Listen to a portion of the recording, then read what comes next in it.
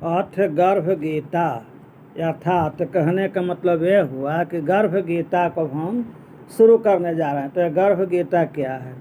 यह भगवान श्री कृष्ण अर्जुन के बीच का संवाद है, प्रश्नावली है। अर्जुन सवाल करेगा, भगवान कृष्ण उसको जवाब देंगे, और इसका सुनने से, समझने से, इसका अनुसरण करने से मानव जो है, विशेष करके मानव, और ऐसे पशु पक्षी सब इसमें गिनते आ जाते हैं, जीव निर्जीव सजीव सब आ जाते हैं। तो वे गर्भ में नहीं पड़ते, अर्थात उनका जन्म यहाँ नहीं होता है, माने कि वो गर्भ से, माता के गर्भ से जन्म उनका नहीं होता है, यानी कि उनको मुक्ति मिल जाता है, भगवान में मिल जाते हैं, स्वर्ग से ऊपर वैकुंठ चले जाते हैं। और यदि इच्छा से, अपनी इच्छा से वो चाहे तो यहाँ आ सकते हैं, लेकिन गर्भ उनको नहीं पड़ना पड़ेगा, अपनी इच्छा से आएंगे और अपनी इच्छा से जा सकते हैं। जन्म मरण का जो कष्ट होता है स्वाभाविक, वो उनको नहीं होता है। तो अब चलिए, अब हम आपको इसका विशेष चर्चा करें, ज्ञान दें। श्री कृष्ण भगवान जी का वचन है कि जो प्राणी इस गर्भ गीता का सद्भावना से विचार मनन करेगा, सो वह पुरुष फिर गर्भाशय में नहीं आना पड़ेगा। अर्जुन बोले कि हे कृष्ण भगवान, यह प्राणी जो गर्भ विषय आता है, सो किस दोष को करके आता है? कौन सा वह पाप करता है जिसके कारण उसको गर्भ में पड़ना पड़ता है? हे प्रभु जी, जब यह जन्मता है तब इसको जरा आदि रोग लगते हैं, मृत्यु होती है। हे स्वामी, वह कौन सा कर्म है जिसको करने से प्राणी जन्म मरण से रहित हो जाता है? भगवान बोले कि हे अर्जुन, यह मनुष्य जो है सो अंधा एवं मूर्ख है, जो संसार के साथ प्रीति करता है, भौतिक सुख के चक्कर में रहता है, संसारिक सुख में रहता है, मायाजाल में रहता है। यह पदार्थ मैंने पाया और वह पदार्थ पाने के लिए बाकी रह गया, इसी चिंता प्राणी के मन में उतरती रहती है। आठों पहर माने कि 24 घंटा 7 दिन सब हमेशा माया को ही मांगता है, धन जन को मांगता है। इन बातों के करके बार बार जन्मता और मरता है, इसीलिए वह जंजाल में पड़ा रहता है, उसे गर्भ में आना पड़ता है। अर्जुन बोले कि हे कृष्ण भगवान, यह मन मस्त हाथी की नाई है, तृष्णा इसकी शक्ति है। यह मन तो 5 वश में है, मन भी 5 इंद्रियों के वश में है। काम, क्रोध, मद, लोभ, मोह, अहंकार, ये सब 5 जो हैं सो हमको अपने वश में किए रहते हैं, हम इनका गुलाम रहते हैं। सो कौन सा यत्न है जिससे मन वश में हो जाए? हम अपने मन को अपने वश में रखें, उसके अनुसार हम नहीं, हमारे अनुसार वो चले। कौन? मेरा मन। ऐसा कौन सा उपाय है? श्री भगवान बोले कि हे अर्जुन, यह मन निश्चय ही हाथी की नाई है। हाथी के ऊपर जो सवारी करता है ना पहलवान, वो तृष्णा इसकी शक्ति है। और 5 मन जो है सब 5 के बस में रखता है। अहंकार इसमें सबसे श्रेष्ठ है, क्योंकि अहंकार शुरू से अंत तक, जन्म से मरण तक अहंकार लगा हुआ रहता है। हे अर्जुन, हाथी जैसे अंकुश के बस में होता है, वैसे ही मन रूपी हाथी को बस में करने के लिए ज्ञान रूपी अंकुश चाहिए। गजबाक अहंकार करने से जीव नरक में पड़ता है। घमंड करिएगा तो नरक में जाइएगा। अर्जुन बोला कि हे भगवान, जो एक तुम्हारे नाम के लिए वन खंडों में फिरते हैं, एक बैरागी हुए, एक धर्म करते हैं, उनको कैसे जाने? जो वैष्णव है वो कैसे जाने? यानी हम कैसे पहचाने कि कौन बैरागी है, कौन सन्यासी है, कौन वैष्णवी है, कौन क्या है? इसका पहचान क्या है, सो हमको बतलाइए। ये अलग सवाल, केवल इसमें सवाल जवाब है। तो भगवान ने सवाल का जवाब दिए कि एक मेरे ही नाम के लिए वनों में फिरते हैं, वे सन्यासी कहलाते हैं। जो जंगल में रहते हैं अर्थात गृह त्यागी होते हैं, केवल भगवान के नाम को ही जपते हैं, भगवान को ही जानते हैं, वो सन्यासी कहलाते हैं। एक सिर पर जटा बांधते हैं और एक अंग पर भस्म लगाते हैं, उनमें हम नहीं है, क्योंकि इनमें अहंकार होता है। तो कुछ लोग दिखावटी करते हैं, जटा बांधते हैं, दाढ़ी बढ़ाते हैं, भभूत लगाते हैं और इत्यादि कर्म बाहरी दिगंबर जो है ना, दिखावटी आडंबर, वही लोग करते हैं और दिल से नहीं रहते हैं। तो ऐसे लोगों का भगवान का दर्शन दुर्लभ होता है, उनको भगवान का रूप नहीं समझना चाहिए। जो सच्चा सन्यासी है वो भगवान का स्वरूप हो जाता है। अर्जुन बोला कि हे भगवान, वह कौन सा पाप है जिससे स्त्री की मृत्यु हो जाती है? वह कौन सा पाप है जिससे पुत्र मर जाता है? और नपुंसक किस पाप से होता है? कौन सा पाप करने से पुरुष का पत्नी खत्म हो जाता है, पत्नी का पुरुष खत्म होता है? वह कौन सा पाप है जिससे कि बाल बच्चा ज़्यादा दिन नहीं जीता है, मर जाता है और हिजड़ा जन्म लेता है? ये कौन सा पाप का फल है? भगवान बोले कि हे अर्जुन, जो किसी से कर्ज ले करके देता नहीं है, इस पाप से उसकी औरत मर जाती है।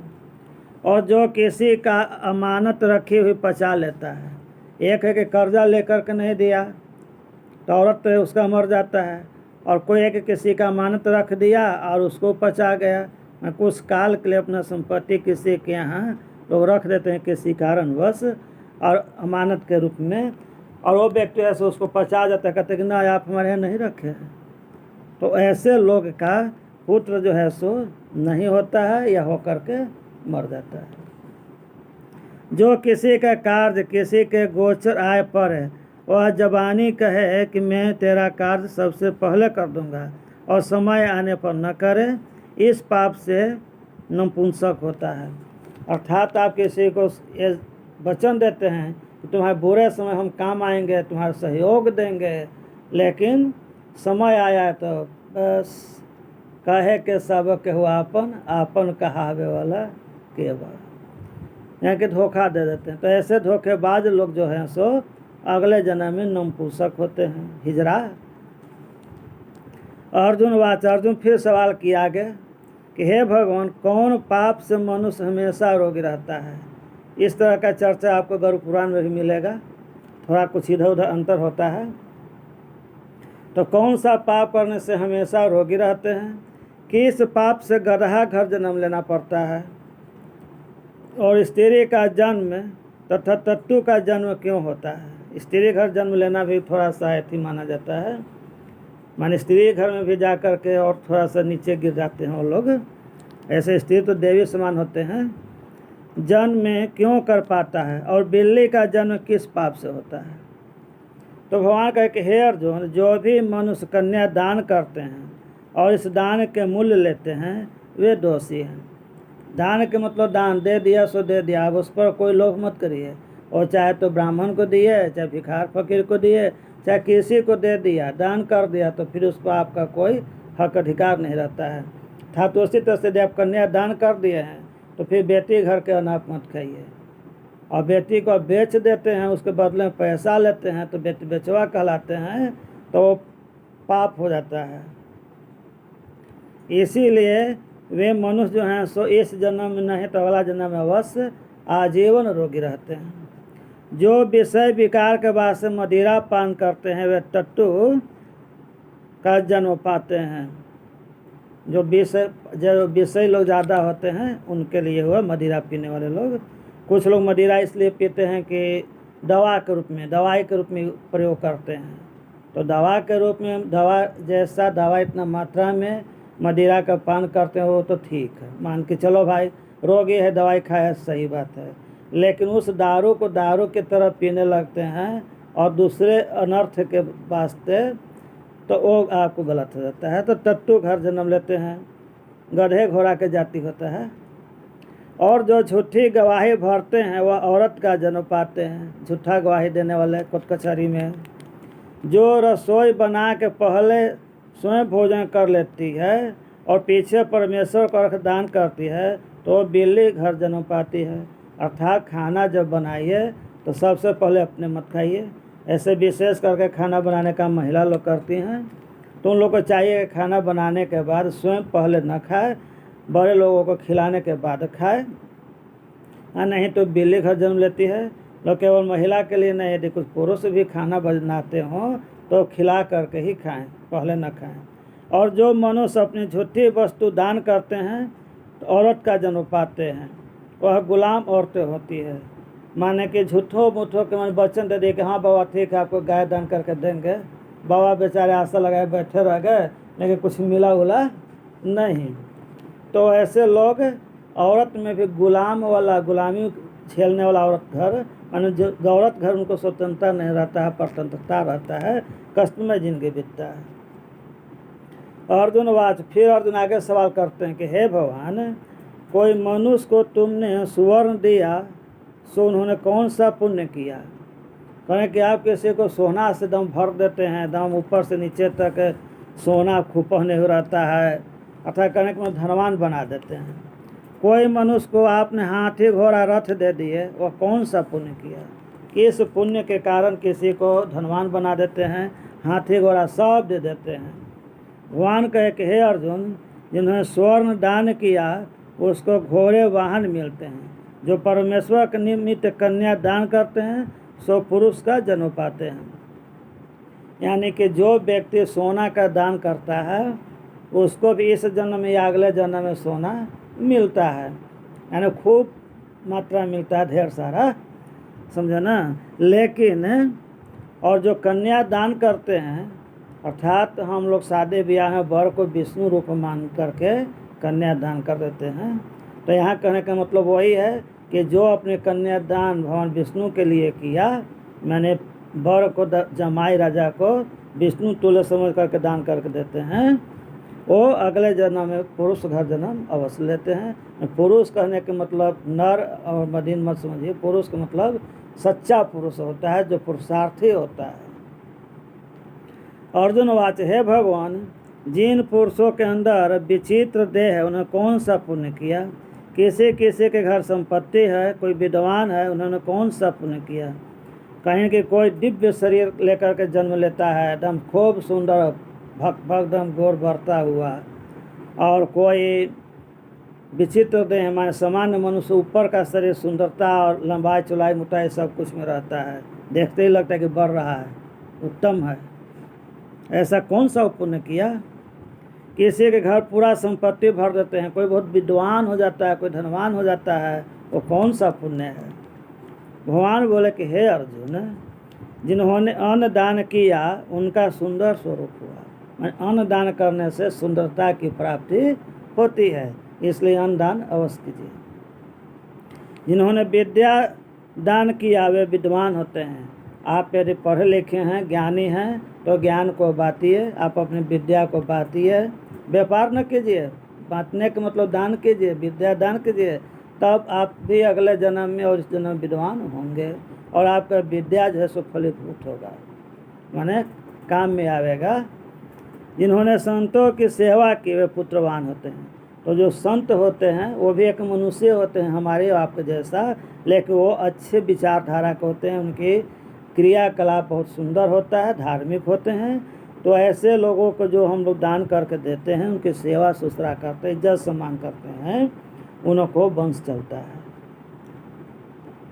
तो यदि वंश की कमी आपको है तो समझिए कि आप ये सब पिछले जन्म धर्म नहीं किए थे, तो कम से कम इस जन्म में कीजिए कि ताकि आप पुत्रवान हो जाए।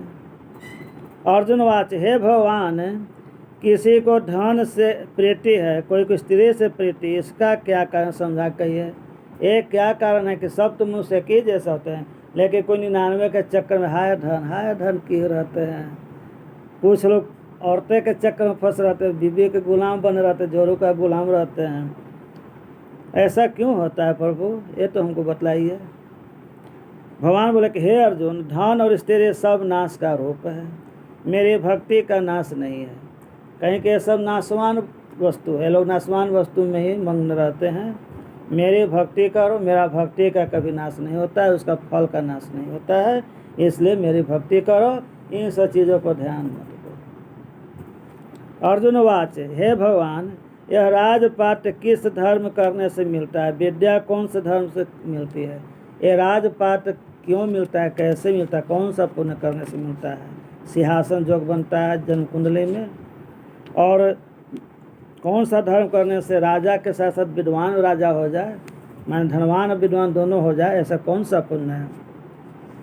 भगवान बोले कि हे अर्जुन, प्राणी काशी में निष्काम भक्ति से तप करते हुए देह त्यागते हैं, वे राजा होते हैं। जो काशी में जा कर के भक्ति भाव से जिंदगी यापन करे, अंत समय तक भक्ति ही करते रहे, तो वे अगले जन्म में राजा होते हैं।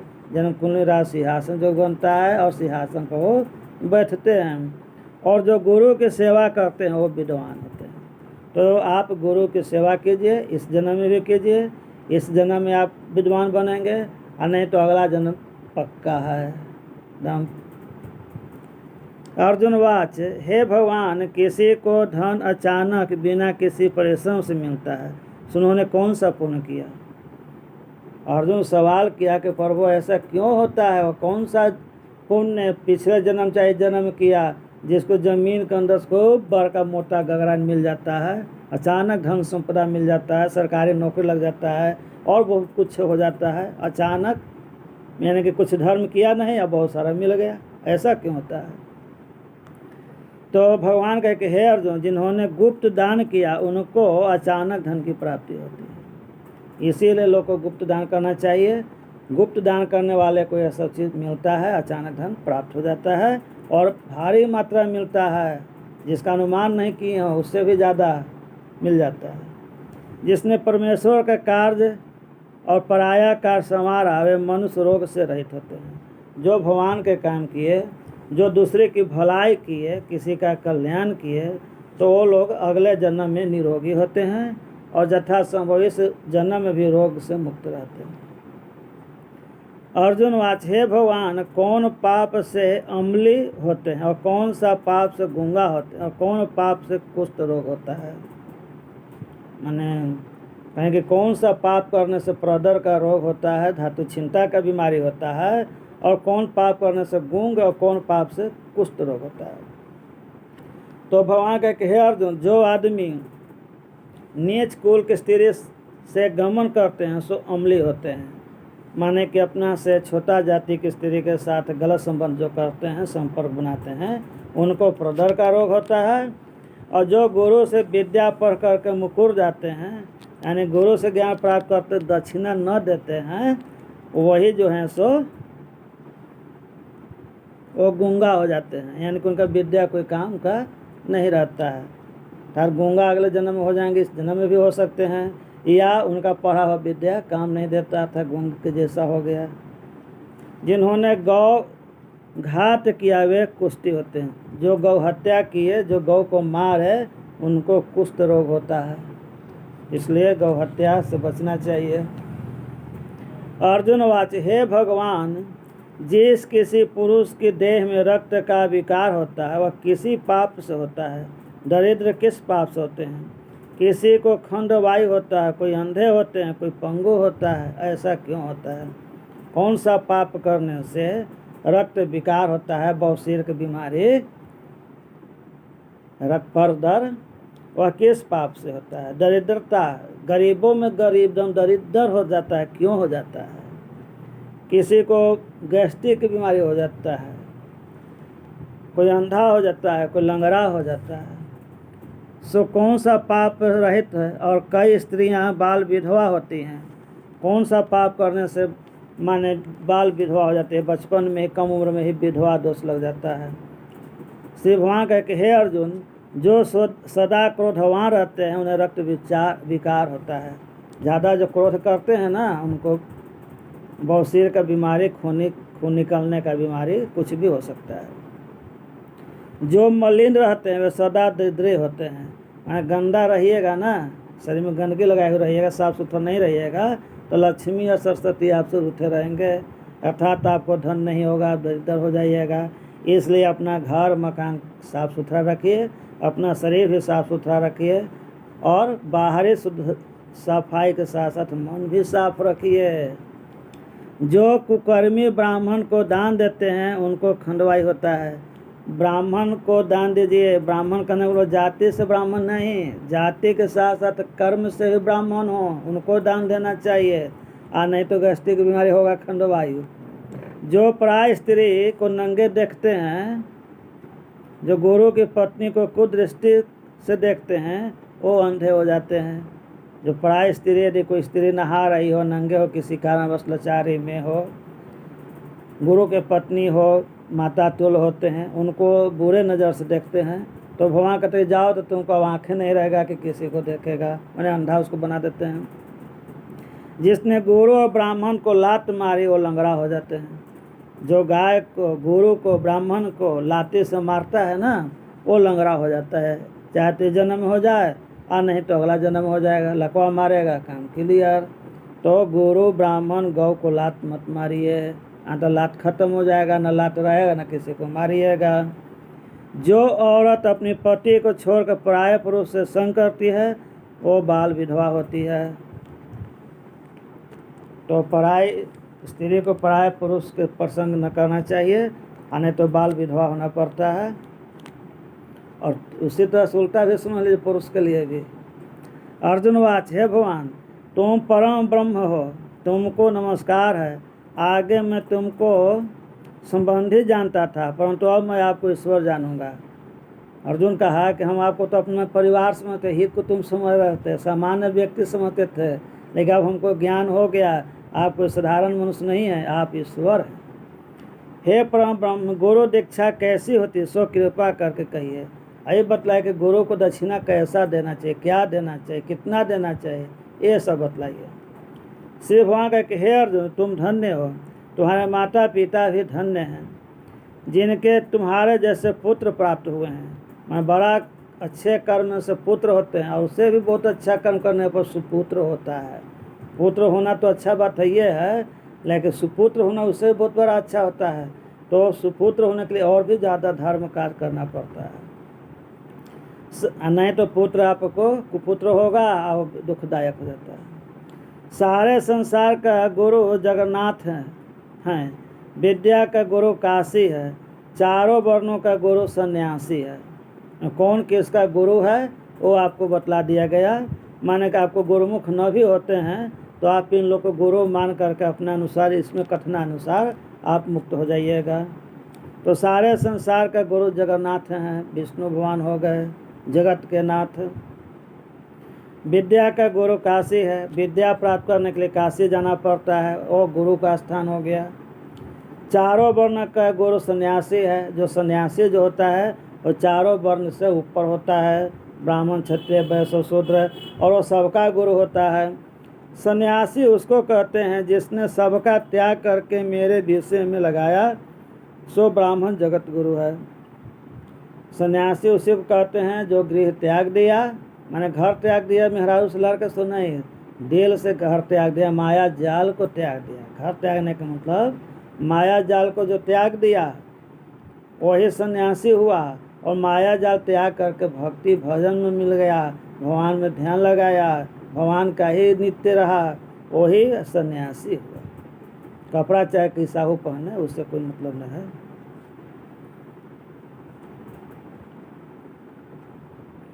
सो ब्राह्मण जगत गुरु है, और वो सन्यासी ब्राह्मण हो तो संसार का गुरु हो जाता है। हे अर्जुन, यह बात ध्यान देकर सुनने की है कि गुरु कैसा करें, माने गुरु का चुनाव हम कैसे करें। हम माने इनके अलावा अतिरिक्त किसी और को आप गुरु बनाते हैं तो गुरु में क्या उनसा गुण होना चाहिए, कैसे व्यक्ति को हम अपना गुरु चुने और उनसे हम गुरुमुख हो जाएं। जिसने सब इंद्रियां जीती है, जिसको सब संसार ईश्वरमय नजर आता है, जो अपने पांचों इंद्रियों पर काबू कर लिया हो, यानी कि ना तो मन वचन क्रम ये सब पर जो कंट्रोल किए हुए है, वही आपका गुरु बनने लायक होता है। जो न लोभी हो, न क्रोधी हो, न अहंकारी हो, न घमंडी हो, और अपना मन को कंट्रोल करके अच्छे कर्म करता हो। और इस तरह के मनुष्य मिलना बड़ा कठिन हो जाता है, असंभव हो जाता है, करोड़ों में कोई एक मिल लेगा। तो ऐसे लोग मिलना ही मुश्किल होते हैं, और यदि मिल जाए तो बस कुछ नहीं सोचना है, गुरुमुख हो जाइए, उनको गुरु बना लीजिए। वो अपने भी उद्धार करेंगे और आपका भी उद्धार कर देंगे। जो सारा संसार को ही ईश्वर समझते हो, सब जगत से उदास हो, अर्थात माया जाल से मुक्त हो, अर्थात लोभी न हो, ऐसा गुरु करे जो परमेश्वर को जानने वाला हो, माने जो भगवान को समझता हो, जानता हो, विश्वास करता हो कि ईश्वर है, और उस गुरु की पूजा सब तरह से करें। ऐसे गुरु का चुनाव करें, उनको इज्जत सम्मान करें, पूजा करें। हे अर्जुन, जो गुरु का भक्त होता है और जो प्राणी गुरु के सम्मुख होकर भजन करते हैं, उनका भजन करना सफल होता है। तो आप जो भजन कीर्तन जो करते हैं, धर्म कार्य करते हैं, तो गुरुमुख होने के बाद करें तो ज़्यादा अच्छा रहेगा और वह फलदायी होता है। बहुत से लोग कहते हैं कि बाबा इतना पूजा पाठ करते कोई फायदा नहीं होता है। कारण वही कि आप गुरुमुख नहीं हुए, गुरु से ज्ञान लिए नहीं, अधजल गगरी छलकत जाए वाला हिसाब है। इसीलिए आपका कर्म फल जो है सो फलीभूत नहीं हो रहा है। जो गुरु से विमुख हैं उनको प्राप्त ग्रास मारे पाप का है। जो गुरु के निंदा करते हैं, जो गुरुमुख नहीं होते हैं, गुरुमुख नहीं होना चाहते हैं, तो उनका सब कर्म जो है सो गलत कर्म में परिणत हो जाता है। गुरु से विमुख प्राणी दर्शन करने योग्य नहीं होते हैं। जो गुरु से विमुख हैं, अर्थात जो गुरु की निंदा करते हो, गुरुमुख नहीं होना चाहते हो, तर्क वितर्क करते हो, वो देखने लायक नहीं होते, उनको देखने से भी दोष लगता है। इसलिए आप गुरुमुख होइए और अच्छा गुरु का चुनाव कीजिए। जो गृहस्थी संसार में गुरु के बिना है वह चंडाल के समान होता है। तो बिना गुरुमुख हुए आप चंडाल योनि में चले जाते हैं, चंडाल के समान होते हैं, अर्थात बिना आप ज्ञान के होते हैं, अज्ञानी हो जाते हैं। जिस तरह मदिरा का भंडार हो उसमें गंगाजल हो तो वो अपवित्र होता है। मान लीजिए कि 10 घड़ा चारों तरफ से मदिरा रखा हुआ, दारू, शराब, अल्कोहल, आप बीच में एक घड़ा गंगाजल रख दीजिए तो गंगाजल भी अशुद्ध अपवित्र हो जाता है। उसको देखने वाला दारुए समझ लेंगे, और वैसे भी दारू भाप बन कर के उड़ता है, तो उड़ करके गंगाजल मिल जाएगा, उसमें भी वो अपना गंध डाल देगा, यानी कि वो गंगाजल नहीं रह जाएगा। इसी तरह गुरु से विमुख का भजन सदा अपवित्र होता है। इसीलिए गुरुमुख होकर के ही धर्म कार्य कीजिए, भक्ति भजन कीजिए, वो ज़्यादा फलदायी होगा।